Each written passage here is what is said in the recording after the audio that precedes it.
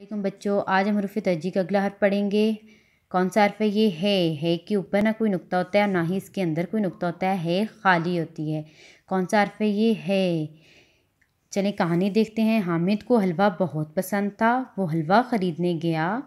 रास्ते में एक बाग था। बाग में एक हौज़ था। बाग में एक हौज़ था। दरख्त के साए में एक आदमी हुक्का पी रहा था। दरख्त के साए में एक आदमी क्या पी रहा था? हुक्का पी रहा था। बाग से आगे हलवाई की दुकान थी। बाग से आगे किसकी दुकान थी? हलवाई की दुकान थी। हामिद ने दुकान से हलवा ख़रीदा और घर वापस आ गया। अच्छा बच्चों, कौन सा हर्फ है ये? है। सबसे पहले हर्फ है के ऊपर पेंसिल फेरिए।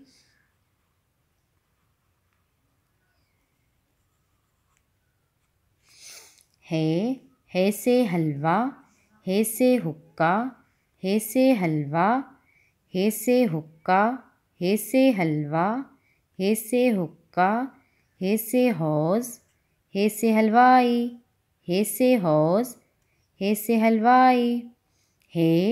है से हलवा, है से हुक्का, है से हौज़, है से हलवाई। हर्फ ए के गिर्द दायरा लगाइए।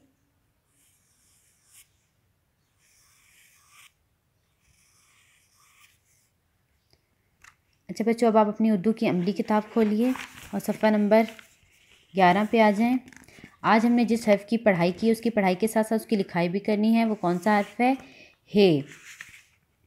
सबसे पहले हर्फ ए से शुरू होने वाली दुरुस्त तस्वीर में रंग भरिए।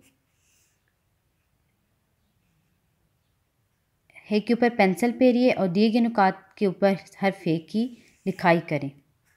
अच्छा बच्चों, अब आपने हर्फ ए की घर में पढ़ाई के साथ साथ उसकी लिखाई भी करनी है और राइटिंग बहुत अच्छी आपकी होनी चाहिए। ठीक है। अल्लाह हाफिज़।